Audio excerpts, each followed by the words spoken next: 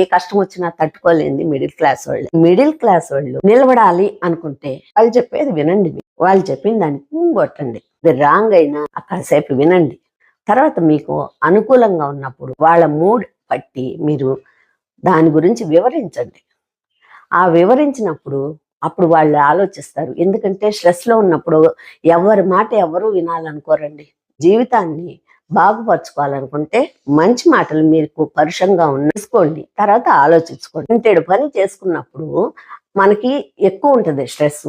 ఆఫీసులో వాళ్ళకి ఎంత స్ట్రెస్ ఉంటుందో మనకి ఇంట్లో కూడా నువ్వు పిల్లల్ని చూసుకోవాలా. ఇప్పటి కాలంలో అయితే ఆడపిల్లలకి ఇంకా స్ట్రెస్ ఉంటుంది. బయట జాబ్ చేయాలి, అక్కడ బాస్కు సమాధానం చెప్పుకోవాలి, ఇక్కడ ఇంట్లో చేయాలి, పిల్లల్ని చూసుకోవాలి, వాళ్ళ చదువులు చూసుకోవాలి, ఎన్ని పనులు ఉంటాయి. కానీ మీరు ఇన్ని సాధించిన వాళ్ళు ఈ ఒక్కటి ఎందుకు సాధించలేరు? మీ భర్త మనసును ఎందుకు గెలుచుకోలేరు? కొంచెం స్ట్రెస్ అయిపోయి ఎక్కువగా కోపం వస్తుంది.